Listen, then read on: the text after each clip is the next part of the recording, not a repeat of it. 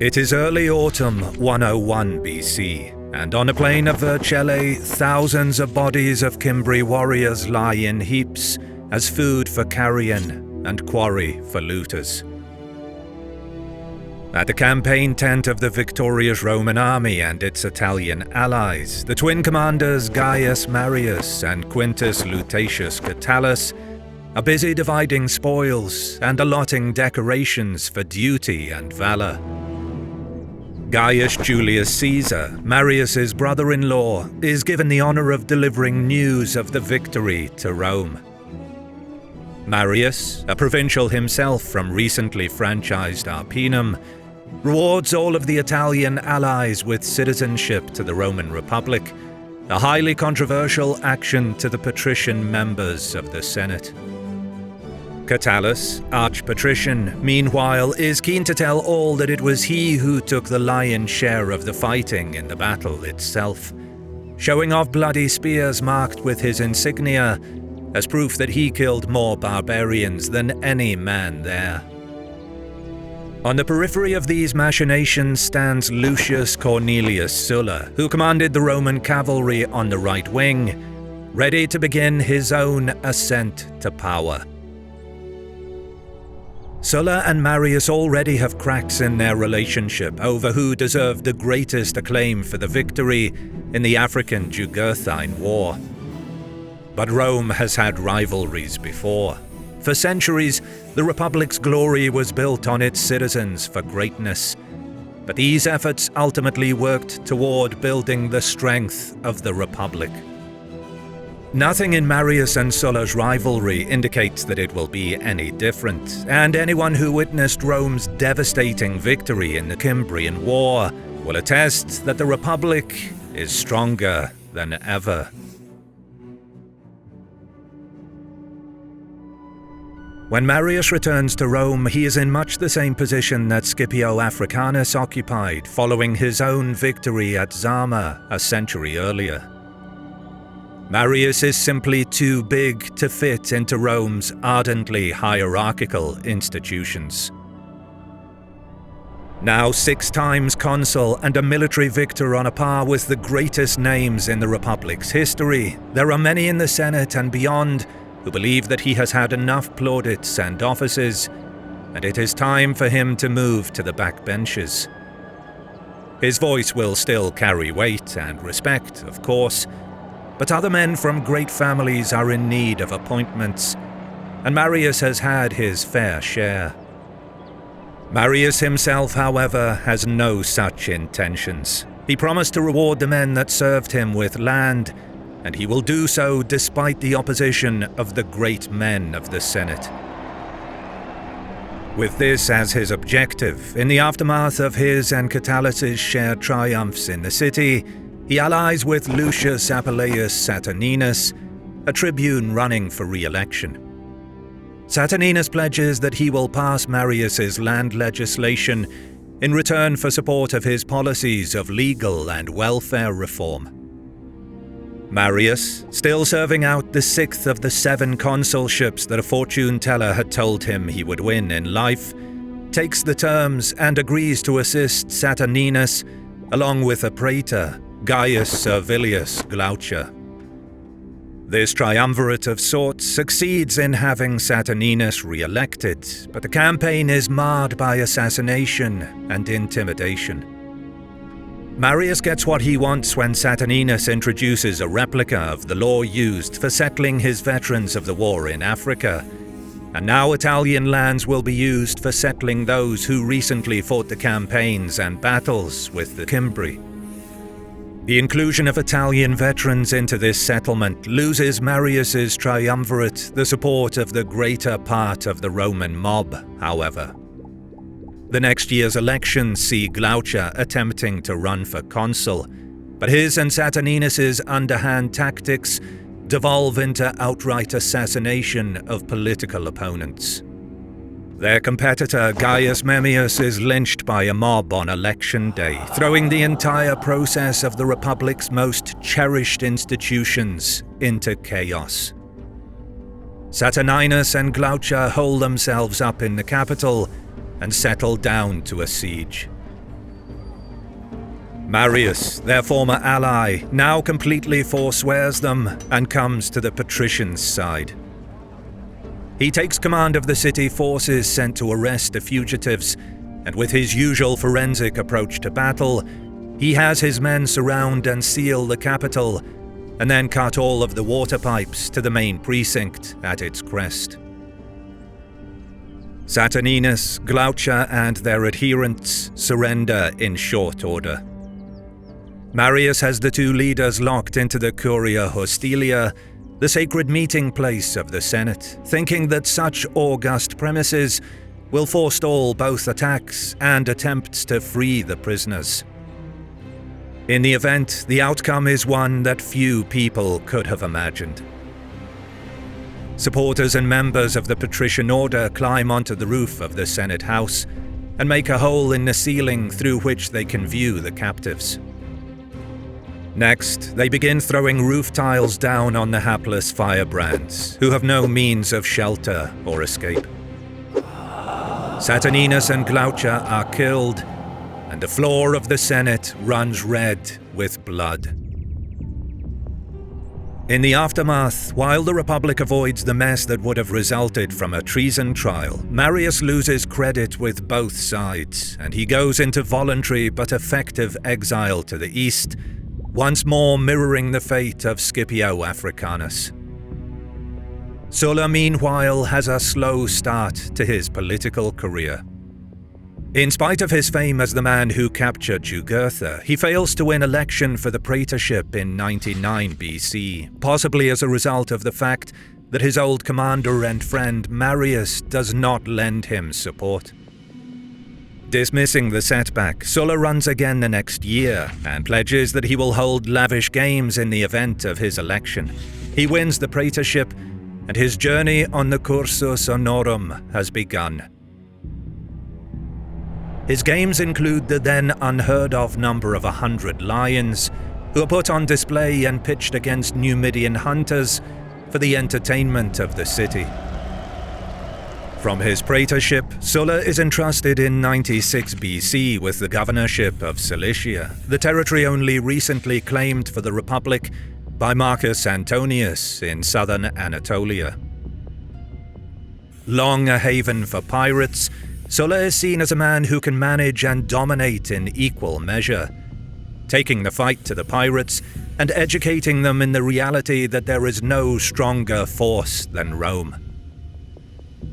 Fortune intervenes, however, before Sulla can fully engage himself in brawling with vagabonds.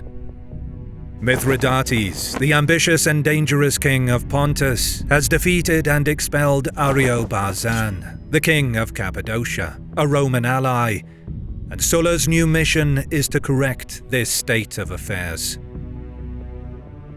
With only a skeleton force of regular legionaries, Sulla draws on auxiliaries from Rome's allies in the vicinity and marches directly into Cappadocia, where his campaign in the mountainous and difficult terrain is wrought with such resounding success and capability that his troops proclaim him imperator at its close.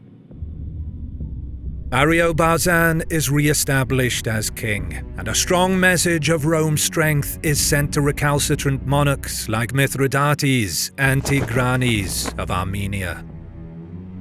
This message resounds even further afield, for when Sulla reaches the banks of the Euphrates, an embassy from an hitherto uncontacted empire is waiting to greet him: the Parthians. Heirs to the Persian empires of antiquity, the Parthians are keen for a treaty of understanding and peace with this new Western power, and Sulla grants them a conference.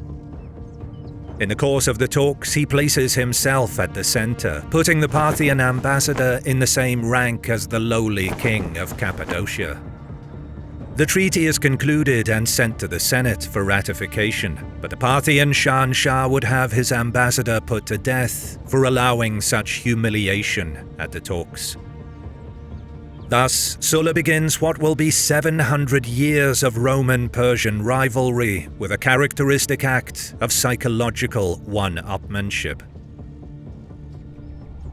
Meanwhile, Marius visits the court of Mithridates and bluntly addresses the monarch with the stark statement, "King, either be stronger than Rome, or else obey her commands in silence." It is advice that Mithridates takes to heart.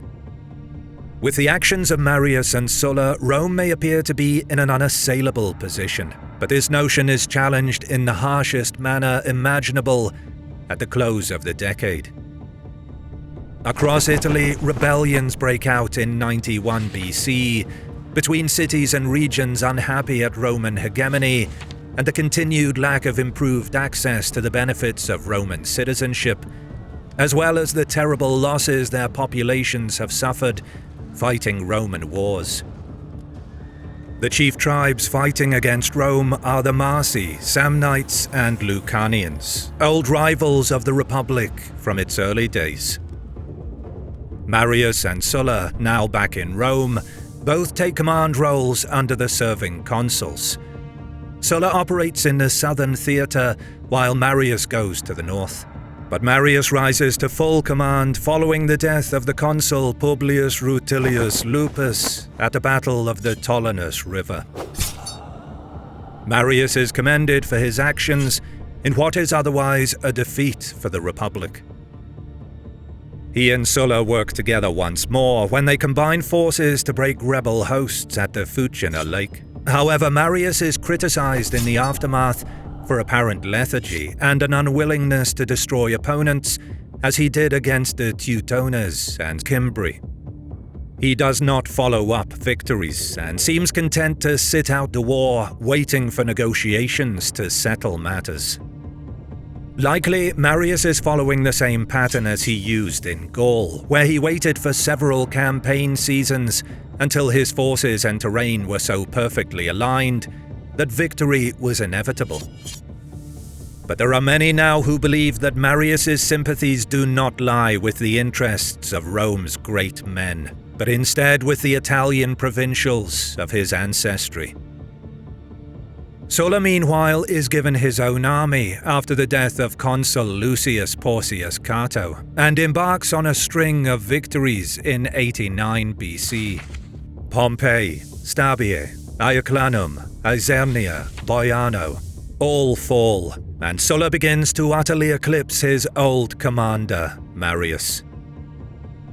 His reward is a grass crown, the most rarefied military decoration in the Roman military, never conferred except at a crisis of extreme desperation, and never voted except by the acclamation of the whole army. When the elections are held to decide the consuls for the next year, Lucius Cornelius Sulla is inevitably the victor. In former times, this might have been how matters came to a rest. The older warrior gently pushed aside for the new, the city of Rome ever progressing toward its destiny above all others.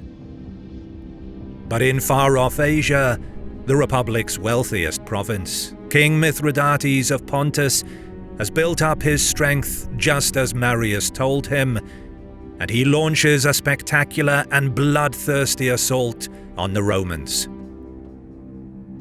With so many opportunities for trade and profit, citizens have flooded the western seaboard of Anatolia and its great mercantile cities, and it is these Roman colonists that are Mithridates' targets. To prepare the ground, he establishes an alliance with Tigranes of Armenia, and with Rome's best men and its legions fighting fellow Italians back in their homeland, he casually invades the Roman ally kingdom of Bithynia, while Tigranes overruns Cappadocia and sends Sulla's former charge Ariobarzanes into exile again. A single legion under Manius Aquilius works with King Nicomedes of Bithynia and initially succeeds in scaring off the invaders and even invading Pontus. But once Mithridates perceives that Rome has nothing else to send, he proceeds to push a fleet through the Bosphorus and Byzantium, overwhelm Aquilius, capture him, and occupy the entire Anatolian seaboard. Worse, he orders the total and unhindered mass murder of all Roman and Latin-speaking inhabitants of the lands under his occupation. The killing squads and mobs of disgruntled, riled-up locals are merciless to man, woman, and child, and the figures given for the dead are in the high tens of thousands. With Mithridates simultaneously presenting himself as the representative of Greek Hellenic culture over Roman domination, the cities of Greece also rise in revolt, throwing off their subservience to the Republic and proclaiming their ancient freedoms. For all of that, their timing is among the worst in history, for by 88 BC, the victories of Sulla and other Roman generals meant that the social war is essentially at an end, and Rome now has a huge experienced army in the field. And its honor demands that retribution, in the most savage and violent form, is meted out on those who dared to lay hands on its citizens. Upwards of half a dozen legions are at Nola, completing the siege and starving one of the last holdouts of the social war, ready to be shipped east, where they will be expected to enact a holocaust of revenge. The competition among Rome's leading men for command of this army is fierce. The glory from the campaign to restore Rome's honor will supersede any plaudits in living memory. There is also the wealth that will come to the soldiers and their general. Asia, with its trading routes from north and east, contains a vast amount of treasure, and its conqueror can expect to become the richest man in Rome as a result. This is a potent mix, but Sulla is the man of the moment, and it is to him that is granted the command. To almost everyone, the matter is thus at an end, but not for Marius. Now almost 70 years old, he has been training in public at the Campus Martius, attempting to prove that he maintains his prowess.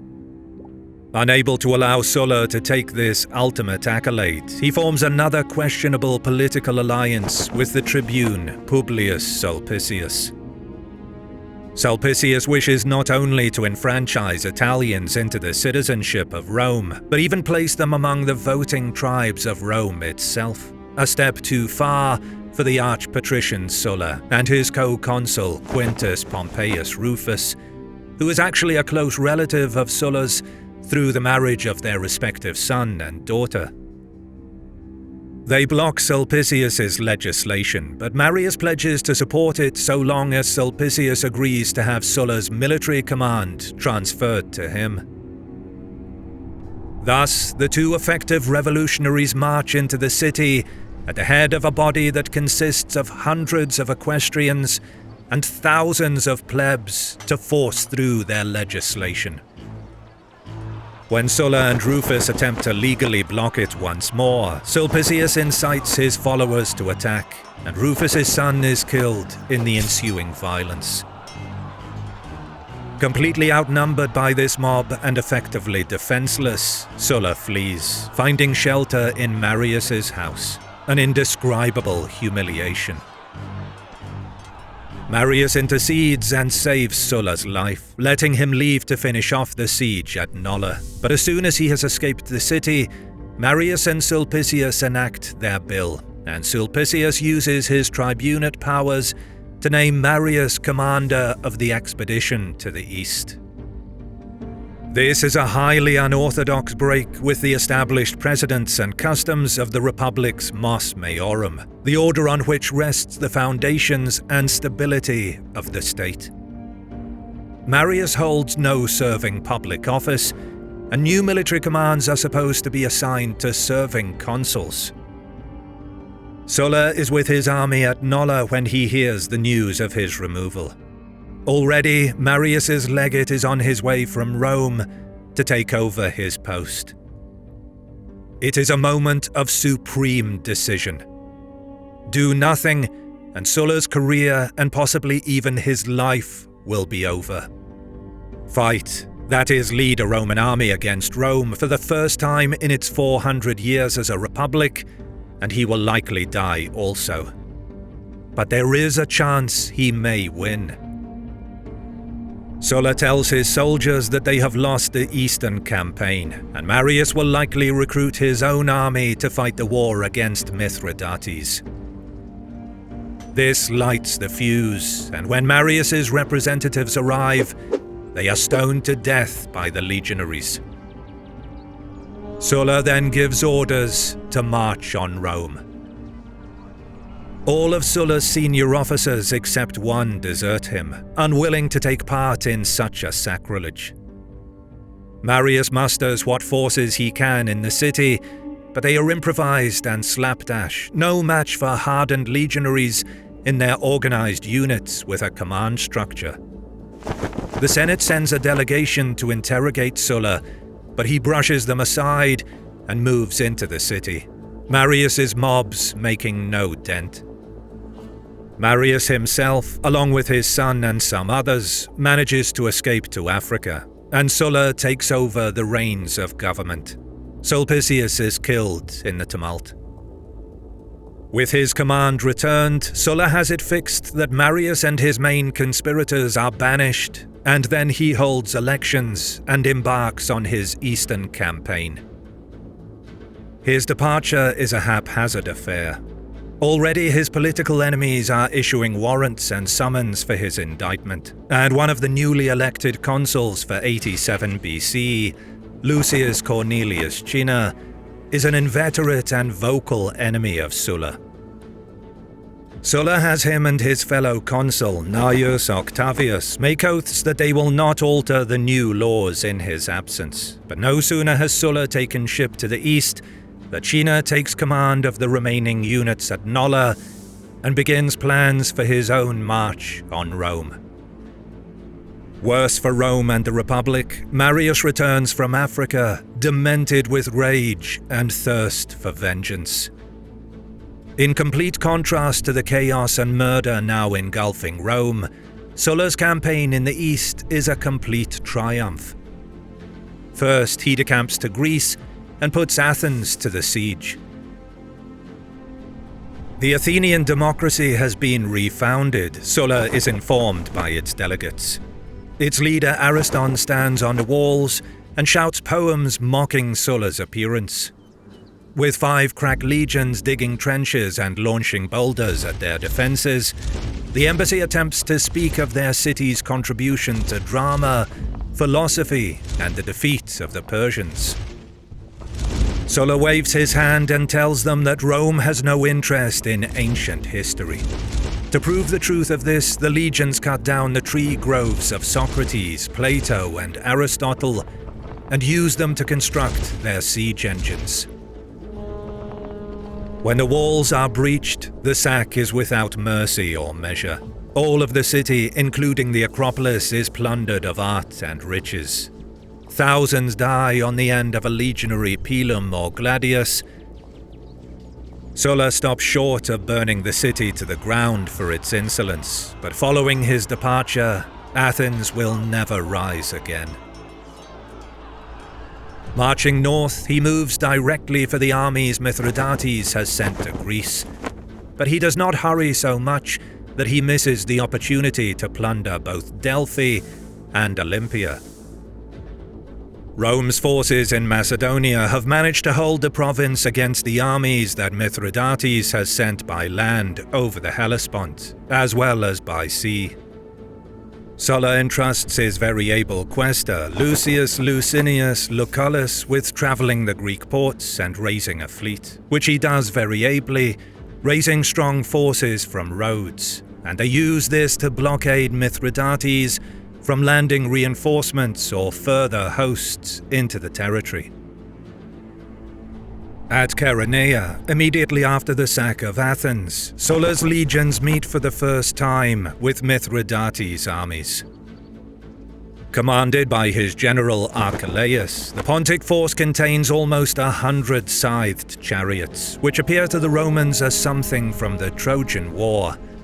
But the tactics of Achilles do little against the cohorts and Equites cavalry. Plutarch tells us that 50,000 Pontic troops lie dead at the close of the battle, while Sulla maintains he loses just a dozen men. Hyperbole aside, Sulla marches on as though the first Pontic army had not been there, and moves south. Another Roman army arrives in Greece led by Lucius Valerius Flaccus, the current consul, along with Cinna. At the same time, refugees from the mother city, including senators, begin to arrive at Sulla's headquarters. They tell stories that Cinna and Marius have turned Rome into a battlefield and bloodbath, a charnel house where anyone suspected of collusion with Sulla, or even the thought of dissent, is murdered by the coldest means. Cinna's fellow consul Octavius has been murdered. Sulla's opponents have made allies with Rome's enemies from the Social War, most notably the Samnites, and Sulla's own wife and children have been forced to run. At around the same time the escapees arrive at his camp in Boeotia, news comes in that Marius has died, apparently of natural causes, a little under 2 weeks since he began his 7th consulship. Flaccus is now hunting for Sulla, announcing that his right to command has been revoked, and he is to step down as general of his army. Wishing to deal with Flaccus and the Cinnan factions who have grievously insulted him, Sulla nevertheless knows that the current overriding concern is Mithridates. At Orchomenus in the chill late months of 86, he confronts another Pontic army, twice his own force's size, and annihilates it once more. At one point, when the Roman lines are wavering, Sulla himself rides into the fray and inspires his men to fight with him. Pontic forces in Greece cease to operate in the aftermath, and in spite of Mithridates' crimes, Sulla negotiates first through the Pontic king's generals, and then with the king himself. Mithridates will withdraw from all Roman territories, furnish Sulla with thousands of pounds of treasure, and gift him a fleet of 80 ships. While these negotiations are in process, Flaccus suffers a mutiny by his troops and is killed by them, a sign of the instability on the Marian-Cinna side, and their command is taken by Gaius Flavius Fimbria. He marches this Roman army into Anatolia to confront Mithridates in person and aid the rebellions that are starting against him there. Needing to protect his rear, Sulla too goes to the province of Asia, and no sooner has he shown himself to Fimbria's army than they mutiny once more and declare themselves for him. Sulla collects yet more treasure over the following years in Anatolia, and by the year 84 BC, he is ready to return to Italy. When his fleet appears off Brundisium, it is like nothing that any of those present have seen in their lives. More than 1,200 ships, greater than the armada sent to rescue Helen from Troy, disgorges an army of men utterly changed by their experiences of the last half-decade. The Senate, led by the faction of Cinna and Marius, attempts to persuade Sulla to abandon his command, but he dismisses this with contempt. Too much has happened since Sulpicius, Marius, and then Cinna conspired to destroy him. He gave mercy the first time he marched on Rome. Now Sulla has no such noble intentions. Though Cinna, like Marius, has since died, killed by his own mutinous troops when attempting to pass over to Greece the year before, Sulla's enemies in Italy remain strong.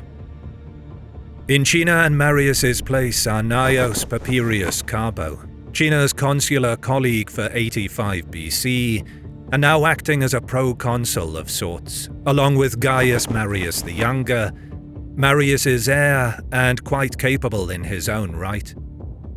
At the same time, the two presiding consuls, Lucius Cornelius Scipio Asiaticus and Gaius Norbanus, both opposed the restitution of Sulla's command, property and citizenship, and they each command a separate consular army of the old style.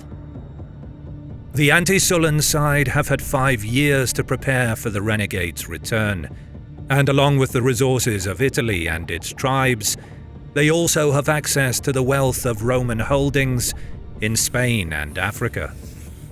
Their potential pool of manpower is reasonably estimated at 150,000 men. Sulla meanwhile begins his journey up the peninsula with his 5 legions, the most experienced and effective battle army in the Mediterranean, no doubt, but he also has doubts about their reliability. Firstly, Italian and Roman citizens all, they have been away from home for more than half a decade. In the east, they have accumulated more wealth than they could ever have hoped to earn in their lifetime. Their ostensible commander, Sulla, has no actual legal right to keep them under the banner. To forestall the legionaries simply walking away the moment they come close to home, Sulla has them swear they will remain in his service until dismissed, an oath he prays they will give adherence. At the same time, while the men may stay in his service, there is real reluctance among the Sullan veterans to use their arms against fellow Roman citizens. One of the grievances Cinna's men had when they lynched him was the threat that they would fight fellow Romans. Sulla does not want to share the same fate. There will be none of the limited action that accompanied Sulla's first march on Rome. There is no guarantee that his men will follow orders when the time comes for a pitched battle against another Roman army. A triple boost to morale begins when the former praetor and patrician scion Metellus Pius joins Sulla on the Via Appia with a body of soldiers, lending his cause a fresh layer of legitimacy. Next arrive 2 young men whose families were dealt extraordinarily brutal blows during Marius and Cinna's purges.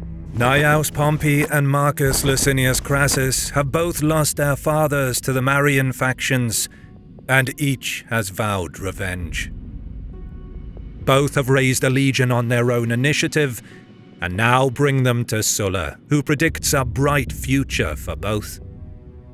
His clear preference for Pompey, however, seems to irk the slightly older Crassus. In spite of the Samnites' seeming support for his enemies, Sulla's march through their region is without incident.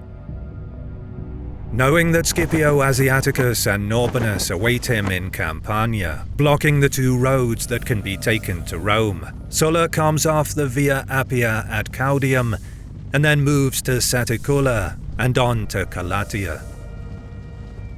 His objective is Capua, the second city of Italy and a powerful base of operations he cannot allow to operate in opposition at his rear while he marches on Rome.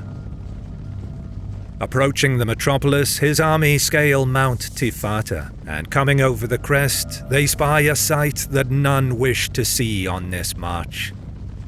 It is Norbanus's consular army. The consul has situated his forces, which likely consist of up to 50,000 men, by the river Volturnus, where the Via Appia meets the Via Latina. Marius the Younger is present with him, while Metellus stands with Sulla. Buoyed by the fact that many of Marius and Cinna's former supporters are defecting to his side, Sulla sends envoys to Norbanus, offering him mercy and the opportunity to abandon the men Sulla holds to be murderers. Both Norbanus and young Marius are implacably opposed to Sulla, however, and not only do they refuse his terms, Sulla's ambassadors are also physically assaulted while under the flag of truce. They arrive back at Sulla's camp, disheveled and bloody, and Sulla can point to them and tell his legionaries that this is the welcome they will get from the murderous authorities that have seized Rome's institutions. He asks what they as men and Romans will choose to do next. It is the spark. Without waiting for their officers to order them into proper deployment, and without any official assent from their general, Sulla's legionaries sprint down the hill at full pace and launch themselves at Norbanus's camp. In most circumstances, such an attack would lead to disaster, but Norbanus's legions are ill-prepared in comparison to Sulla's veterans, and they have had no time to prepare for a defense. With precise and practiced moves, but with fury permeating every action, Sulla's men leap over the fossa ditches, the Agger ramparts, and tear through the Bellum palisades. All thought that they are attacking fellow citizens is lost in the fog of battle. While Sulla watches in satisfaction, Norbanus realizes very quickly that all is lost, and he orders a general withdrawal.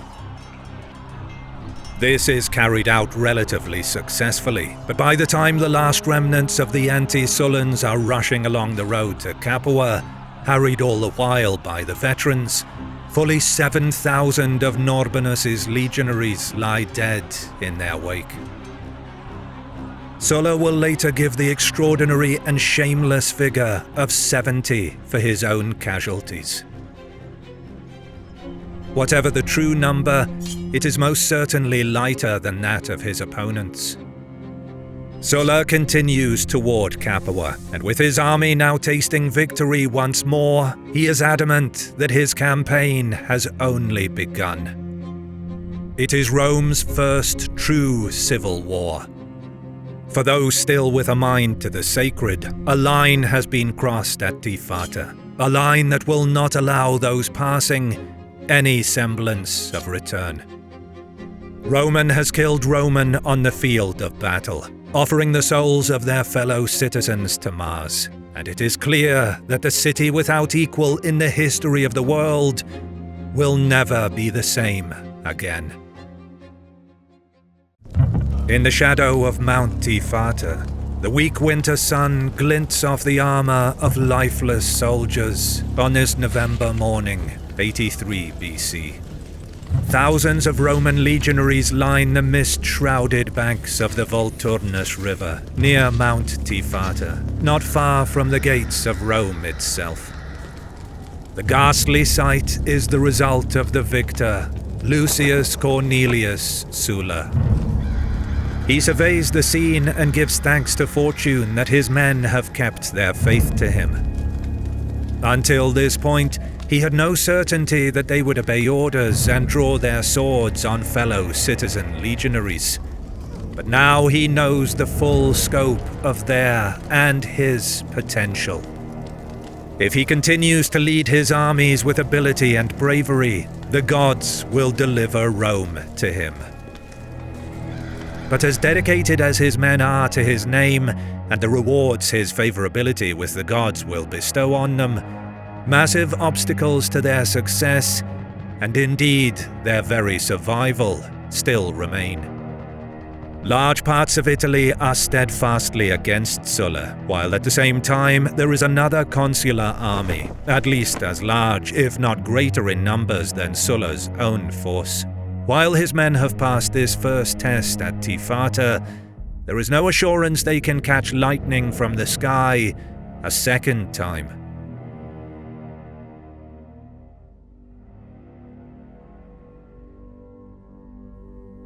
With the defeated consul Gaius Norbanus holed up and hiding in Capua, before fleeing north to Gnaeus Papirius Carbo's northern headquarters at Arminium, Sulla marches directly toward the town along the Via Latina. But Norbanus's colleague, Cornelius Scipio Asiaticus, marches his own force from Teanum and confronts Sulla on the road somewhere in the vicinity of Callus. Scipio's army numbers at least 40,000 men, and he has heard of Norbanus's fate and deploys for battle. Sulla, however, has so far conducted his campaign off the battlefield with courtesy and restraint. and he offers Scipio terms to end the fighting. While the emissaries go back and forth between the lines, Sulla's men venture over to Scipio's and engage them in conversation. Scipio's praetor, Quintus Sertorius, an old comrade from the Cimbrian War with whom Sulla bitterly fell out during the political unrest 5 years earlier, opposes the fraternization in the strongest terms. But Scipio is more concerned with Sulla's offers. Mollified somewhat by Sulla's assurance and hoping still to avoid more Roman blood spilled by fellow citizens, Scipio dispatches a message to Norbanus, choosing Sertorius to deliver it. On his journey to Capua, the firebrand praetor rides through the town of Suessa, newly declared for Sulla, and thus protected by the ceasefire currently agreed by both sides. Sertorius occupies the town, and this unilateral action breaks the accord. Sulla immediately returns hostages he holds from Scipio's army, and the consul is forced to do the same. The next morning, 80,000 Roman and Italian allies deploy on the field, facing each other. Without hesitation, Sulla gives a prearranged signal to his men. The two front lines advance toward each other. The legions move in silence, not a word is uttered. Only when they come within arm's length does the reality become clear. All of Scipio's units defect to Sulla, and they are welcomed with open arms by the men they were supposed to kill that morning, along with their commander. Scipio and his son are found in their tent, and after Sulla gives the consul one more chance to end their quarrel, he allows them to be on their way peacefully to join Norbanus at Capua. Scipio, however, next shows up in Rome, where as presiding consul, he readies himself to command another force in the struggle against Sulla. Back south, Sulla has doubled the size of his forces at a stroke and dealt a crippling blow to the enemy. In Capua, Norbanus works to seal his own men off from Sulla's tactics of recruitment, and he embarks on a campaign of shadowing the rebel and blocking his advance, moving his forces to Praeneste. Sulla might have the recent momentum, but large parts of the peninsula are still very much in favor of his enemies. He can count on the support of Calabria, Apulia, and Picenum, where Gnaeus Pompey has secured valuable recruits. His enemies, however, have Rome foremost of all, with the added backing of Latium, Campania, and Marius's domains of Etruria and Umbria. Cisalpine Gaul, the northern reaches of Italy, stand against Sulla also. In spite of a devastating fire of unknown perseverance that levels the capital and many of Rome's oldest buildings in July, business in the Mother of Cities carries on as normal, and elections are held for the coming year's consuls. These are Gnaeus Papirius Carbo and Gaius Marius the Younger, both of them the most powerful members of the anti-Sullan coalition. Their election shows that the war, which originally began over Sulla's opposition to Italian citizenship, as well as Gaius Marius Senior's usurpation of his eastern command, has now entered its most crucial phase. The latter part of the year sees both sides attempting to recruit all around their respective strongholds. Two of the most successful are Pompey and Sertorius. While Pompey manages to raise 2 legions in his home region of Picenum, Sertorius raises no fewer than 4 in Etruria and hands them to Scipio Asiaticus, whose term of office runs until the end of the year. Scipio marches Sertorius's legions into Picenum to engage Pompey, only for his men to defect over to Sulla's side the moment the armies come in contact with each other. Scipio thus becomes perhaps the only man in Roman history to lose 2 entire consular armies without a fight. The shame causes him to leave Italy for Gaul immediately afterward, never to return. Sertorius, despairing of the ineffectiveness of his leaders, goes to Spain to raise more troops, and he and Pompey will meet there again in years to come. The winter of 83 and 82 BC is particularly hard and frigid, making campaigning all but impossible. But in the spring, Sulla and his coalition embark on a multi-pronged offensive.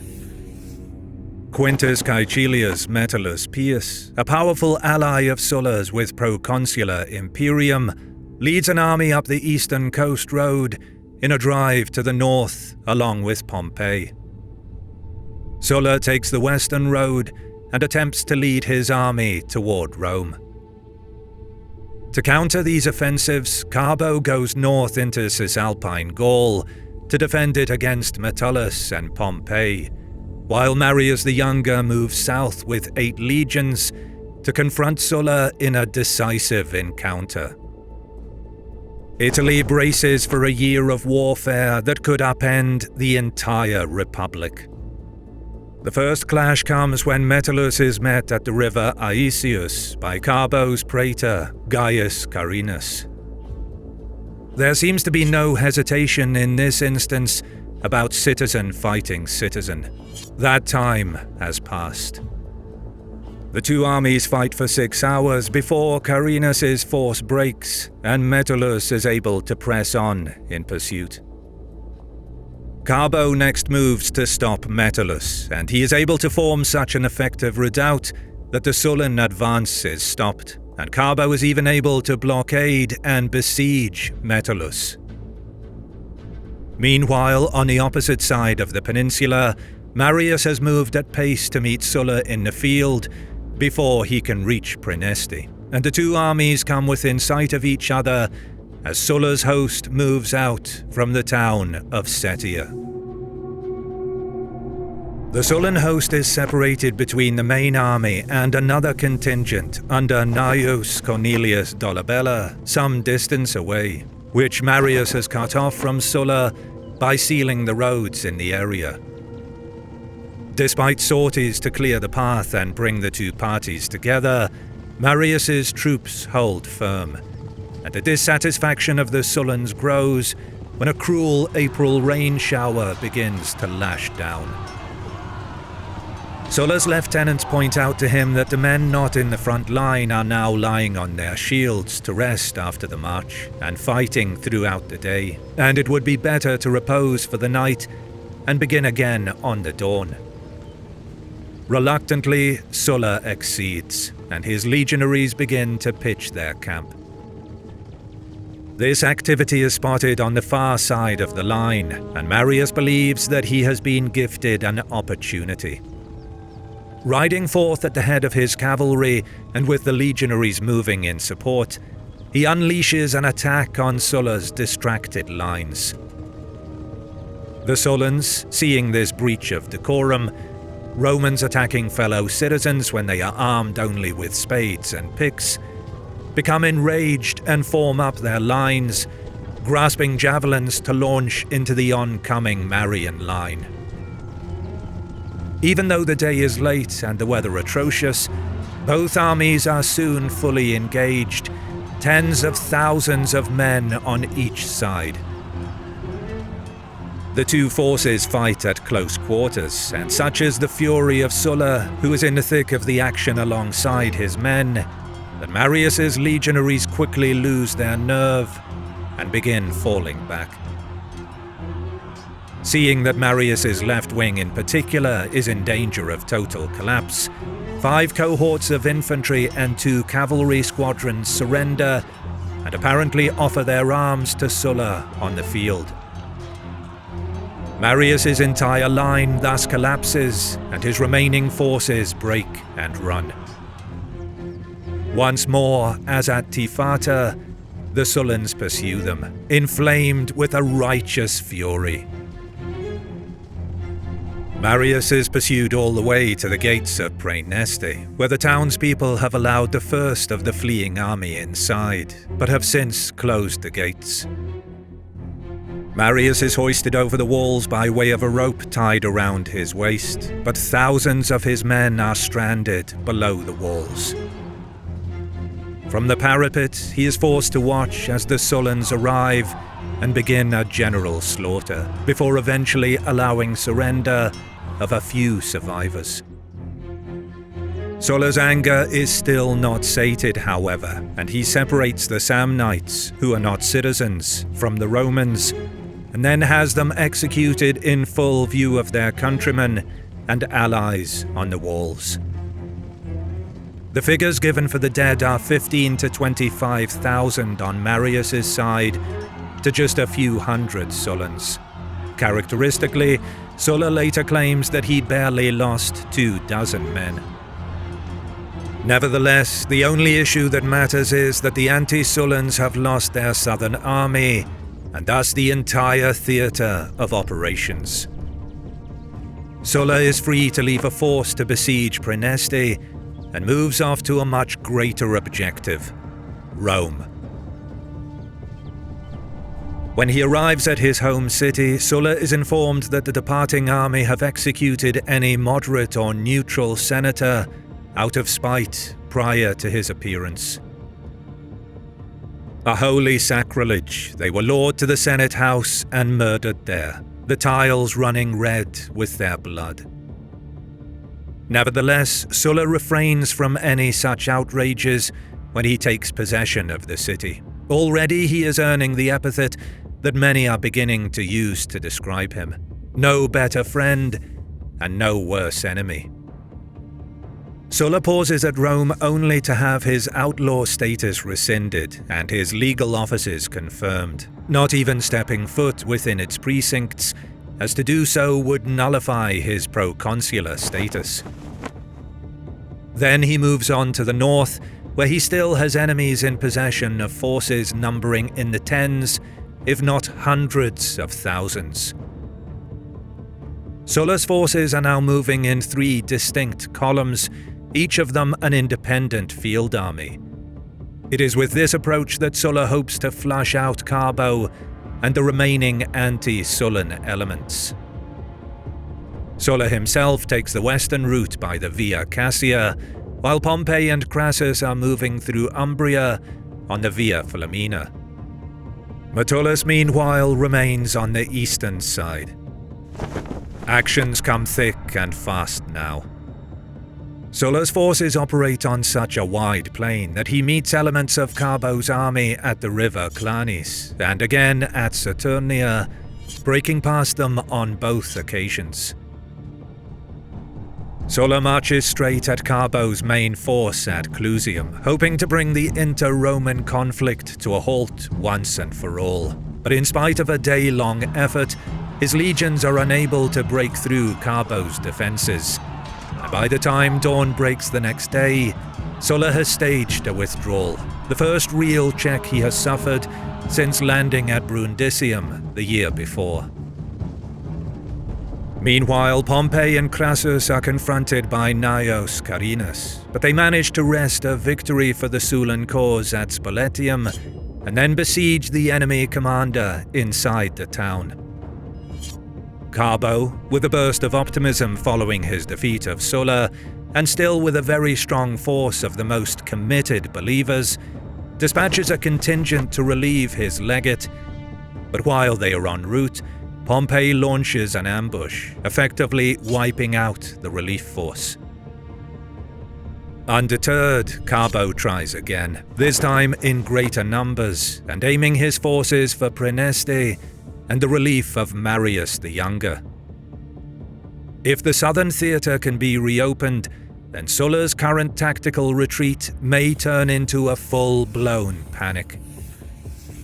Carbo sends no fewer than 8 legions to complete this task, a major undertaking, given that Sulla began his campaign with only 5. But as the massive column moves south under the general Marcius, Pompey does it again, popping up to lacerate the anti-Sullans in a defile, and then surrounding the remainder on a nearby hill. Any not caught immediately desert the cause.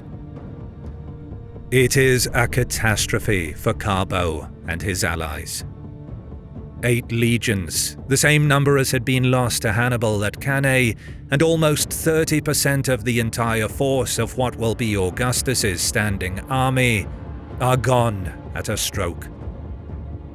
Carbo is left with the inescapable conclusion that he must do something, or else his remaining forces will eventually dissipate into the wind. Looking at the map of Italy, Sulla has already been checked, but an attack on him in force might be folly. He has proven to be a lethal opponent when his back is to the wall. Pompey and Crassus have indisputably held the center of the peninsula, and sending yet another column south to pass them would be to throw it away. That leaves Metellus's force in the east. Since the outset of the campaign, Metellus appears to have been unable to reach Ravenna, the important center on the east coast. But by stationing his forces at Faventia, and then sending Marcus Lucullus to Placentia, he has effectively shut off a large part of the anti-Sullan communication and cooperation in the Po Valley. Carbo elects that he will launch yet another offensive against Metellus. By eliminating this third prong of the Sullan Optimati command, he can punch a hole in the dragnet they are closing around him and boost morale amongst his despondent rank and file. Gaius Norbinus is given the task of laying the foundation for the offensive when he successfully leads an assault on Marcus Lucullus at Placentia and shuts him up in the town. With Metellus' legate unable to render assistance, Norbinus leaves a force to watch over him, and then he and Carbo join forces to move on Metellus. Together, the surviving consul and proconsul hatch a plan. Thinking that Metellus has spent so long at Faventia that he will have become comfortable and lackadaisical in his routines and watch, they elect that they will march on the town through the day, and then launch their attack in force towards the evening, thus giving the enemy no time to prepare or deploy in force before the walls for a proper battle. This tactic seems to have been born more from desperation or temper, as Appian puts it, but the force proceeds through the day and arrives at the city as planned. Reaching the Faventia walls necessitates moving through a large collection of vineyards in the fields around, but Carbo and Norbinus reason that this will provide better cover for their units and will only add to the impact of their attack when it lands on the gates and walls. With just an hour left of daylight and a seemingly unassuming city before them, the anti-Sullans make their attack and launch themselves at the town. Very quickly, all too quickly, it becomes apparent that the strike has been a grievous mistake. The town defences hold, and then Metellus' army counterattacks. Carbo and Norbinus' men and centurions attempt to stay their ground, but the exhaustion of the march and immediate commencement of the charge has exhausted them. The counterattack turns into a collapse, and the collapse almost instantaneously into a debacle. Fleeing backward with murderous fresh Sullans in pursuit, the swarming populares run headlong into the vineyards. The twisting and twiny vines are perfectly placed at head height to clothesline any man running through them at full speed, catching the face or neck and throwing him to the ground. His despair is compounded when his comrades rush along behind and trample over him, many of them falling themselves in turn. When Metellus' forces catch up, they find their enemy sprawled and backed up like fish in a barrel. The slaughter is tremendous. 10,000 of Carbo and Norbinus' men die in the fighting, while 6,000 more simply disappear into the countryside. Only 1,000 men from the tremendous army that made the brazen assault return to Arminium in the aftermath. Carbo and Norbanus's defiance is unraveling in a swelter of defeats and setbacks. But just when Sulla and his allies may be forgiven for thinking that their war was all but won, there are rumblings from the ancient peaks and valleys of Samnium and Lucania. These ancient peoples have long fought against Roman hegemony, with the Samnites even once forcing Roman prisoners to pass under the yoke in abject humiliation. Now, seeing that Sulla has massacred their men before the walls of Praeneste, and their culture and heritage lies on the brink of irreversible bondage, they strap on their resplendent armor and high-crested helmets for one last fateful strike for freedom. From nothing, Sulla now faces a fresh army of 70,000 men, while his enemies amongst his own people have been resuscitated with new hope. Rome's first civil war is far from coming to an end. It is early autumn 82 BC, and throughout Italy, armies of what chroniclers will come to call the Populares and Optimati parties have been mired in the first real civil war of Rome's history. From the Greek-speaking cities of the south to the plains of Cisalpine Gaul in the north, tens of thousands of citizens and auxiliary allies lie dead, killed in an increasingly savage bloodletting of fratricidal slaughter. Two men began this war, former allies and friends against whom no enemy of Rome could stand: Gaius Marius and Lucius Cornelius Sulla. But now Marius has met his demise, and it is his allies who cannot stand against the increasingly ascendant forces of Sulla. At Arminium, the headquarters of the anti-Sullan faction, General of the Lucanian Legion Publio Albinovanus invites the proconsul Gaius Norbanus and his staff to a dinner, at which possible strategies to turn around the war effort will hopefully be fleshed out and put into action. Norbanus himself cannot attend the dinner, but his staff officers, along with high-ranking members of Consul Gnaeus Papirius Carbo's command, follow Albinovanus's invitation and arrive for what they hope will be a convivial and productive discussion and repast.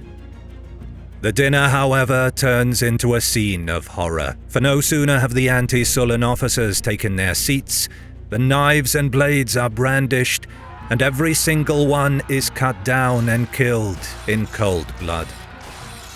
The gore-splattered walls and slick floor resemble those of an abattoir, grimly symbolic of a once lustrous and free republic, coldly and assuredly lurching towards its own execution.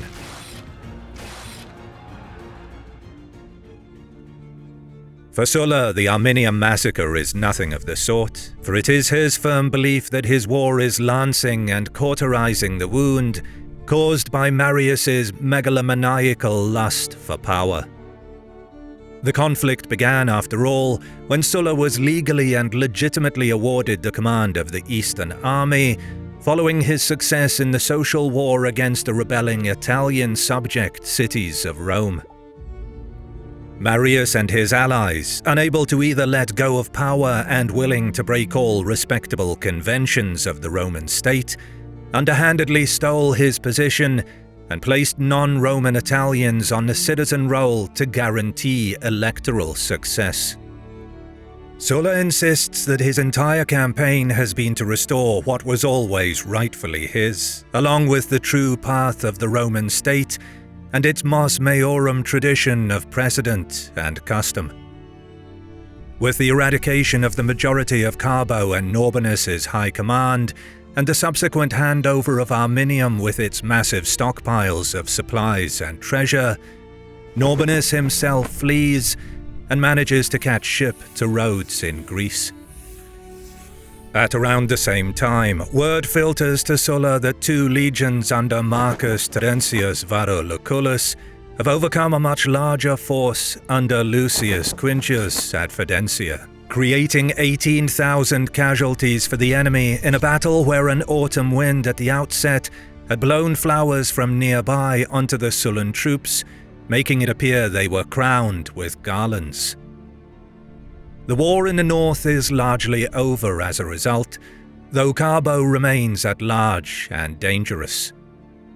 Along with him, Gaius Marius the Younger is still besieged at Praeneste, where all attempts to either capture the city or break the siege have failed. If this were all that opposed Sulla, he would rest easy in anticipation of time and fortune doing their work and delivering victory for him. But from those lands with ancient antipathy to Rome, there is news of a most concerning nature. Samnium and Lucania have risen against Sulla. From his base at Clusium, Carbo dispatches another 2 legions to move south and attempt to break the blockade of Praeneste and free up the anti-Sullan southern army, as well as the powerful figurehead of Gaius Marius the Younger, but these units fare no better than the previous columns sent by the same means. The legions commanded by Brutus Damasippus run afoul of Sulla's younger protege, Gnaeus Pompey, not far from their starting point, and he halts them in their tracks and seemingly blocks any possible movement forward. This is enough for the authorities of Cisalpine Gaul, whom Carbo and the other anti-Sullan leaders had depended on due to Sulla's opposition to extending them the rights of citizenship. Now Metellus Pius accepts the surrender of the region, and the whole of the northern peninsula passes into Sulla's hands. Carbo, still with numerous legions at Clusium, as well as separate forces under Gaius Carinus, Marcus Censorinus, and Brutus Damasippus's immobilized army, also has the now 70,000-strong Samnite and Lucanian army with which to ally himself. But the seemingly endless defeats over the past year and the loss of the north finally strip him of his nerve. Leaving those senior officers in charge, Carbo makes an escape to Sicily with the intention of moving on to Africa, the third anti-Sullan commander to leave Italy after Quintus Sertorius moved to Spain and Norbanus fled to Rhodes. He abandons his officers to endure an all-out assault by Pompey that is epic in scale and costs the anti-Sullans 20,000 men. With Pompey now the master of Clusium, the remaining die-hard elements of Carbo's former force move as best as they can for the south and Samnium, the only region in Italy where they might find respite to regroup. Linking up with the Samnite army, they march yet again to break the siege of Praeneste, the tactic that has now failed on several separate occasions since Sulla bottled Marius the Younger up in the town the previous April. Despite the late October chill, Sulla can now return from the northern front from where he has been campaigning in Etruria, and he moves quickly, with Pompey traversing further to the east. With a smaller and more agile force, Sulla manages to place himself in a narrow pass between the horde-like Samnite army and his commander Quintus Lucretius Afella, who has been commanding the Sullan siege forces. The anti-Sullan focus on freeing Marius arose first due to the perceived importance of having both a southern and northern field army to keep Sulla off balance, but now Marius is the only commander remaining in Italy with the authority and legitimacy to lead the war effort. Not only is he the son of the illustrious hero that originally began the conflict with Sulla, but he is also the current presiding consul. It is imperative that he be freed. In spite of their numbers, Sulla's force holds by using the advantageous terrain of the pass, nullifying the Samnite masses. Worse for the Samnites and the anti-Sullan remnants, Pompey is now hurtling toward them from the eastern side, ready to crash into their rear lines and flatten them like a hammer while Sulla acts the anvil. In a hurried conference, the Samnite leaders Pontius Telesinus, Marcus Lamponius, and Gutta sit down with Carinus, Brutus, and Marcus Censorinus, and desperately attempt to come up with a new plan. Aware that another withdrawal is tantamount to surrender, they search the map for options, and then the gods seem to deliver inspiration. Rome. Lightly defended by a Sullan garrison, the Eternal City is effectively unguarded as Metellus remains in the north, Sulla clamped in place, and Pompey roams in the eastern center of the peninsula. A skillful and concealed withdrawal from the front with Sulla and a forced wide march would bring the Samnites to the city, and the Roman officials accompanying them could reassert their legitimacy, and a war would swing in their favor once more. The greater part of the Western Empire, Spain, Sicily, and Africa, is still in their hands after all. It is a plan ingenious in its simplicity. Telesinus puts it in motion immediately.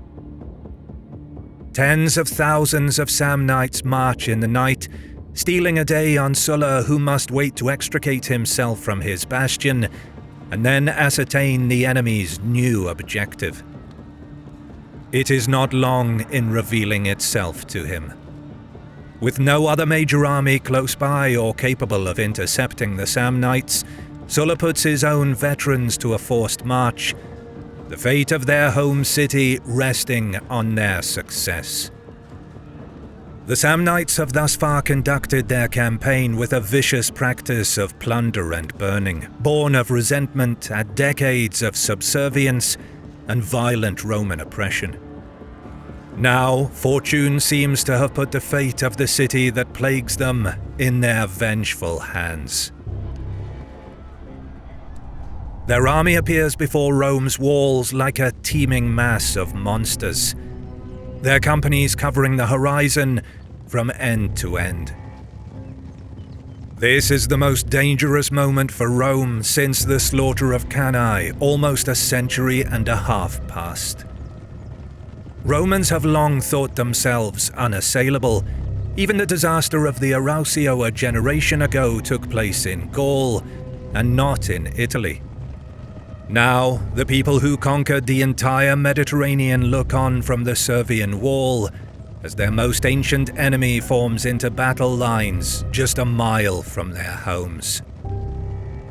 The Roman historian Marcus Velleius Paterculus would later record that Telesinus hates the Romans to his very core, and as his men make their preparations to camp for the night, he delivers the following speech to them. "The last day is at hand for the Romans," Telesinus says. "These wolves that made such ravages upon Italian liberty will never vanish until we have cut down the forest that harbors them."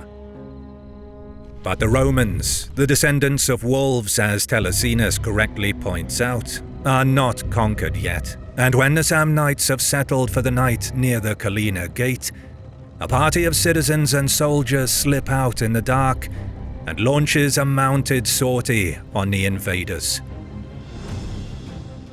The Romans drive into the pickets of the Samnites with good numbers, several thousands, and there is much fighting. But the Samnites are in the far greater proportion, hold their nerve, and the assault ends in failure and withdrawal for the lucky few back into the city. Rome has given the message that it will not succumb quietly to obliteration, though its streets and temples now fill with wails of mourning for the dead. The next morning, the Samnites collect themselves and redeploy for battle, but before they can advance on the trepidatious defenders, 700 of Sulla's advanced cavalry arrive and put themselves between the walls and the attackers. The cavalry manage to delay the Samnite advance long enough that Sulla's main force of legionaries are able to catch up after a tremendous forced march and put themselves in the mile of ground between Rome and the Samnites. Sulla has the army form an improvised defensive line, and then they are served food. But his commanders' entreaties that they be allowed to rest after their exhaustive journey are squashed. They will fight And they will win, Sulla says, observing the impressive companies of the enemy. So it is that the Sullans advance. Marcus Licinius Crassus, who has played second fiddle to Gnaeus Pompey throughout the Italian campaign, takes the right wing, while Sulla himself commands the left. The Sullans are almost certainly outnumbered, and they are fatigued, but they are a cohesive core of fighting men, so used to battling and emerging victorious after years under the standard, that defeat is not a consideration. The battle commences with the exchange of missiles, slings and javelins flying through the air, while the infantry at the center come to grips with one another. After months of fighting fellow Romans in battles across the peninsula, Sulla's men relish the prospect of gutting a non-Latin enemy, even an Italian one, with the safety of Rome itself as a backdrop, no less. Very quickly, however, the night and morning's rest and the extra rations awarded to the Samnites begins to tell, and Sulla's left wing comes under severe pressure. The closest companies to the Collina Gate, they are the prime target of the Samnite attackers, and Sulla himself is forced to ride forward into the maw of the fighting and rally his legionaries forward. At the sight of their general on his white horse, the Romans rally, but Sulla is just as visible to the Samnites, and missiles and attackers rain toward him. He retreats, a spear running through the hairs of his horse's tail, and he leaves with a parting appeal to his men to stand firm. This is too much to ask from them, and in their exhaustion, Sulla's left wing breaks, and men in their thousands begin streaming back toward the Collina Gate. The sentries on the wall watch this implosion with terror, and the order is given to drop the portcullis, in spite of the fellow citizens who are begging for shelter against the marauding Samnites. Legionaries, and even according to legend, some senators are killed by the falling gate, and Sulla is once more in the midst of his panicked men, urging them to fight on and threatening those who are deaf to inspiration. The Samnites are merciless, but somehow Sulla and the remnants of his left wing fight their way back from the gate to their camp by the Temple of Venus. There, a blood and muck-stained Sulla sits in rueful contemplation of what he believes was his folly, driving his men to fight after already propelling them on foot across the country. The battle having started well into the afternoon, dusk is now falling, and Sulla believes that in the same fashion, fortune's grace has also faded toward him. At that moment, a messenger rushes into his tent. The man has been sent by Crassus. Unbeknownst to Sulla, who assumed that his army has fallen in its entirety, Crassus has not only held his ground, but chased the enemy from the field. He has pursued them to the hamlet of Antemne and intends to carry on into the night, but he respectfully asks Sulla whether his men can take their supper first. Realizing that the battle has in fact been won when he thought all lost, Sulla leaps up and gives orders for a general counterattack. The regrouped and re-energized Sullans launch themselves at the Samnites, and this time Telesinus is badly injured and the enemy line breaks. Once more the man who has come to call himself Felicitas emerges triumphant. No surviving chronicle records whether Crassus received his dinner. The aftermath of the Battle of the Collina Gate is bloody. Sulla has all captured Samnites executed, 6,000 or more, and the captured commanders, Telesinus, Marcinus, and Carinus, are put to death. It is said that Telesinus is found some way from the field, with a look of contentment at a great deed done, rather than fear of his impending demise.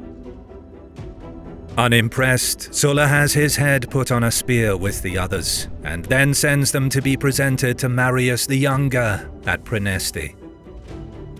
After so many fruitless and costly attempts to break the Sullan siege, Marius now realizes that all is lost, and he ends his life in the Roman manner. In Rhodes, Norbanus does the same. Sulla is now undisputed master of Rome and Italy. Entering Rome, he declares himself dictator and takes the unprecedented step of putting up lists of those whose lives are forfeit, and blood flows through the streets. Pompey is dispatched to Sicily with an enormous army and fleet to track down Carbo, while plans are put in place to deal with Sertorius in Spain. Sulla will eventually relinquish his power and return to life as a private citizen, enjoying arts, the theatre, and drinking parties, claiming that it was he who saved the Republic. But one incident takes place before his resignation that causes some perceptive observers a momentary contemplation. A young man from an old and well-regarded Roman family is brought before Sulla for judgment. Marius had been married to his aunt and thus regarded as his uncle. He himself has also married a relative of Cinna, Sulla's great enemy, and thus presents a potential threat to the dictator. And it is up to Sulla to decide what to do with him. Sulla orders him to divorce his wife, but the boy refuses. He wishes no harm on Sulla, but as a free Roman, no one interferes with his family. The two stare at one another, and perhaps because enough citizens have been killed and he avoids harming other patricians where possible, Sulla relents and allows the young man to leave his presence. He warns any within earshot, however, that the boy has many Mariuses within him. Defiant, but certainly not dim-witted, the young man keeps a low profile for a long time afterward, though after facing down the great dictator of Rome, he fears no one for the rest of his life. His name is Gaius Julius Caesar. If you like what you see, consider supporting my work on Patreon, and you get ad-free early access to my videos for as little as $1. You can also show your support by liking the video, commenting, and subscribing to my channel as a sacrifice to the algorithm. As always, I'll see you in the next one.